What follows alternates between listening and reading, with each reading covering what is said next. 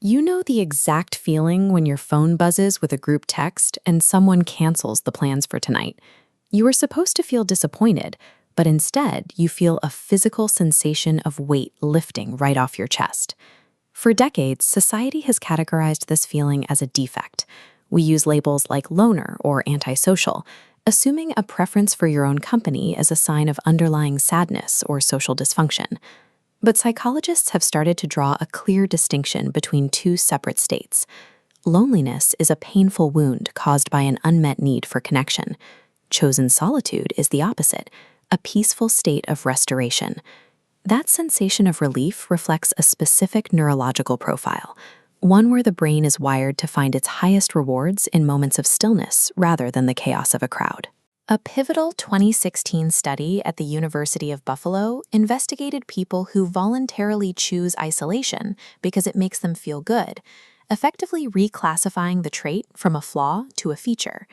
They called this trait unsociability, defined as a calm, confident preference for one's own company, which is entirely separate from a fear of others or a feeling of hostility toward them. This preference reflects a healthy baseline rather than a broken social compass, marking a distinct way of navigating the world. This comes down to neurobiology. Every brain has a stimulation threshold to feel rewarded. The extroverted brain requires a massive influx of social data for a chemical high. The unsociable brain is hypersensitive, reaching that same optimal stimulation from incredibly small, quiet inputs. Because the system is so responsive, standard social environments like crowded parties quickly lead to sensory and chemical exhaustion.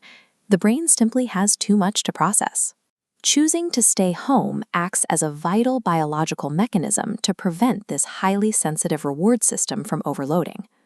When the noise of social input is finally shut off, the unsociable brain redirects its energy toward a different kind of processing.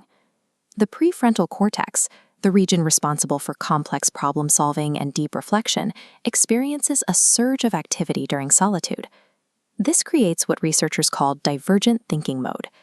Without the need to manage social scripts or read facial expressions, the brain is free to make unusual connections and explore multiple solutions to a single problem. Albert Einstein relied on this mental state. His breakthrough work required the isolation of a quiet life to stimulate his creative mind. Maya Angelou shared this requirement. She deliberately rented sparse hotel rooms, using absolute solitude as the only way to access her deepest writing. For these minds, an empty room is not a void. It is the required operating environment to compose their greatest work. However, not all isolation is generative.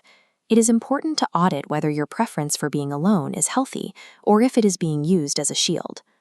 The psychologist Abraham Maslow developed a framework for assessing behavior through the lens of scarcity or abundance.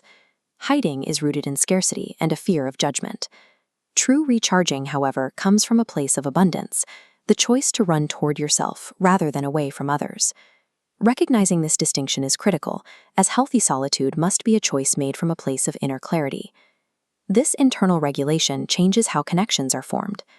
Research from Dr. Bella DiCarlo shows that individuals who choose solitude often maintain deeper and more resilient relationships than those who are constantly surrounded by others.